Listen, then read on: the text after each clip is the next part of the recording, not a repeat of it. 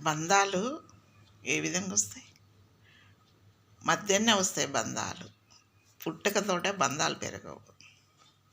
భార్యాభర్తల బంధం మధ్యన వచ్చింది, తల్లి కొడుకుల బంధం మధ్యన వచ్చింది, అన్న చెల్లెల బంధం మధ్యన వచ్చింది, చెల్ల పుట్టినాక తమ్ముడు, తాతది మధ్య, అన్నీ మధ్యనే. అవునా కాదా?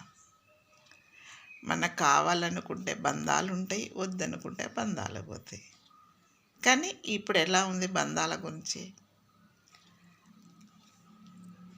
మాట మాట్లాడిన బంధం తెగిపోయేటట్టు ఉంది. భార్యాభర్తల బంధం కూడా అలాగనే అనిపిస్తుంది. చివరి రాక ఉండే బంధాలు వెనకట చివరి చచ్చిపోయే వరకు ఒక్కొక్కరు 100, 103, 104 అట్లా. మా అమ్మమ్మ 104, 105 బతికిందంట. కానీ ఆ బంధాలు అట్లా ఉండేది అప్పుడు. ఇప్పుడు బంధాలు అలా ఉండలేవు.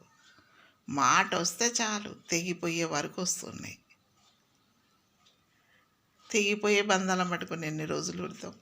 అక్క చెల్లెల బంధాలు అట్లనే అనిపిస్తున్నాయి, అన్నదమ్ముల బంధాలు అట్లనే అనిపిస్తుంది, తల్లి బిడ్డల బంధాలు కూడా అట్లనే అనిపిస్తుంది. తల్లి ఒక మాట అంటే బిడ్డ సదురుకపోవట్లేదు, ఎదురు మాట్లాడుతున్నారు. అవునా కాదా? చెప్పండి. లైట్లు కొట్టండి ఇక నాకు డబ్బులు వచ్చేటట్టు చూడండి, కామన్ చెయ్యండి. అవునా కాదా? అమ్మ మాట.